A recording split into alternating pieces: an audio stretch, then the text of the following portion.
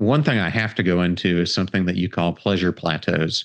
What is a pleasure plateau and how does it relate to our eating habits? So basically, this is the second step of the process where we're paying attention and checking to see am I eating more because it's a habit or am I eating more because I'm actually hungry?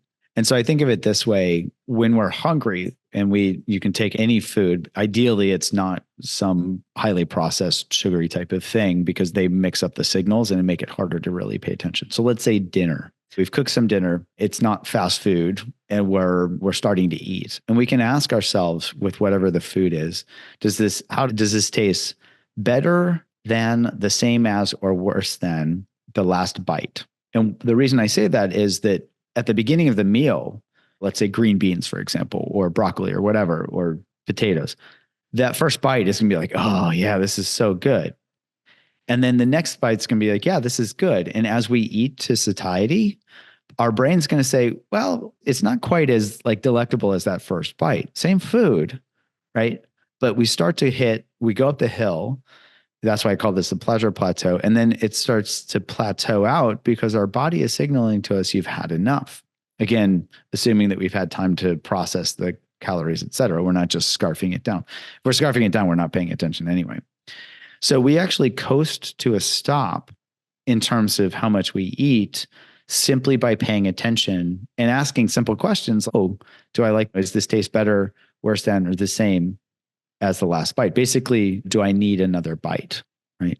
I have a friend who's a food researcher at Yale, Dana Small. She actually did this with chocolate for her PhD thesis. I described this in the book a little bit, where she basically fed chocolate. She had people pick out their favorite chocolate and then just started feeding it to them as she scanned their brains.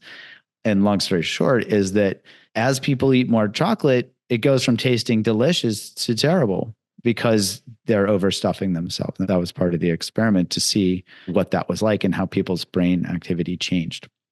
So that's the pleasure plateau. Often, if we're not paying attention, we do one of two things. One is suddenly we're like, oh no, I ate too much. And we try to slam on the brakes so that we force ourselves to stop eating. And often we go over I call it the cliff of overindulgence, where we just go off the cliff and we're like, man, why did I do that? I ate way too much. I know very few people who have where they can't relate to some holiday meal where there's been so much food and especially so much dessert and so many varieties of dessert where they've gone away like in a food coma. That's where that term comes from because they've overeaten and their body is saying, wow, you overdid it. You overdid it. Well, that was definitely me this past Thanksgiving. And sometimes I like to eat Thanksgiving early so that you can eat a smaller amount and then get to enjoy it again later in the day. But man, I overindulge this year and then you feel like crap. Yeah. And so that's good information. So often we beat ourselves up and we're like, oh, I shouldn't do that again. And then we try to force ourselves not to do it the next year. But if we've done that, especially if we've done it a couple of times and we can recall it, that recollection can help us the next time. And we can ask ourselves before we do it, we can say, hey, what was it like the last time I overate like this? And then you tell me when you recall that your last Thanksgiving and imagine it's Thanksgiving again. And if you started with that recollection, how would it be easier, harder, or the same to not do that again? I think it would be easier because I have it fresh in my mind of how uncomfortable it made me feel and how it impacted my sleep and everything. Yeah.